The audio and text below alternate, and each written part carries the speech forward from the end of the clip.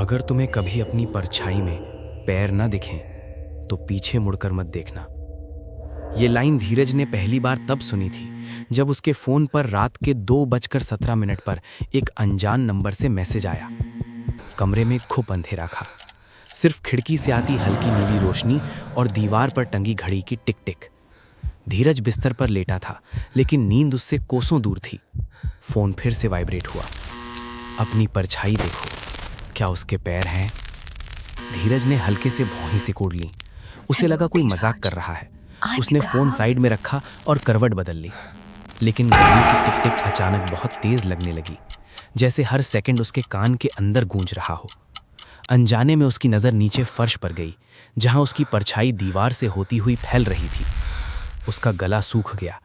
परछाई थी, लेकिन उसके पैर नहीं थे। वो एक झटके में उठ बैठा और तुरंत लाइट ऑन कर दी।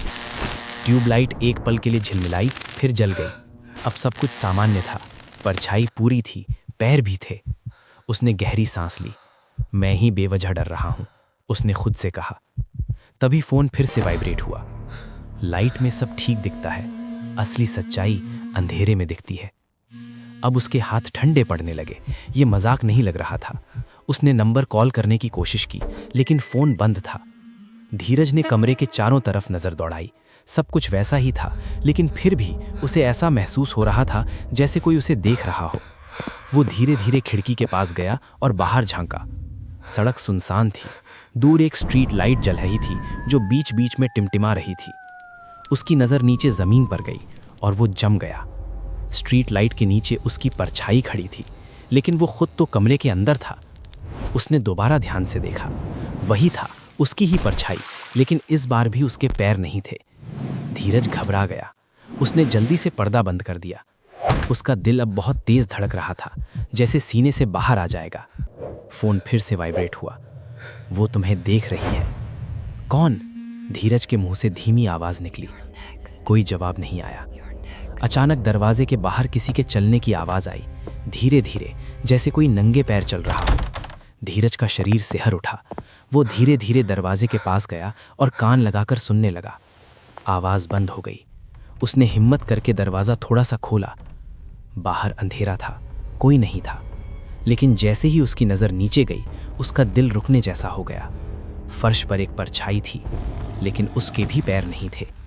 धीरज पीछे हट गया। उसका दिमाग सुन्न पड़ चुका था। फोन फिर से वाइब्रेट हुआ। अब वो तुम्हारे घर के अंदर है। उसके हाथ कांपने लगे। उसने तुरंत दरवाजा बंद किया और लॉक कर दिया। ये सब झूठ है, कोई मजाक कर रहा है, वो खुद को समझाने लगा। लेकिन अंदर से उसे पता था कुछ बहुत गलत हो रहा है। अचानक लाइट कमरे की अपने आप बंद हो गई। पूरा कमरा अंधेरे में डूब गया। धीरज ने जल्दी से फ्लैश लाइट ऑन की। सफेद रोशनी में कमरा दिखने लगा।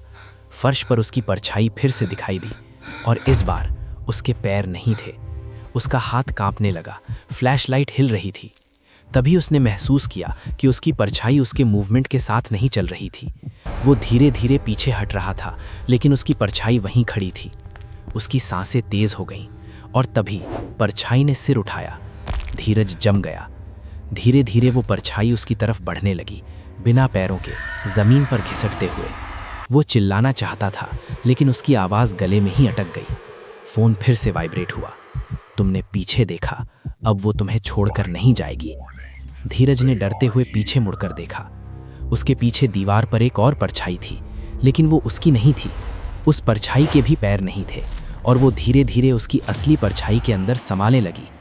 धीरज की आंखें फटी रह गईं। उसे समझ नहीं आ रहा था कि ये सब क्या हो रहा है। तभी उसके फोन पर आखिरी मैसेज आया। अब तुम्हारी परछाई तुम्हारी नहीं रही। कमरे में अचानक सन्नाटा छा गया। फ्लैश लाइट बंद हो गई। अंधेरे में बस एक धीमी आवाज गूंजी, अब तुम्हारे पैर भी नहीं बचेंगे। उस रात धीरज के साथ क्या हुआ, ये जानने के लिए कमेंट में पार्ट 2 लिखें।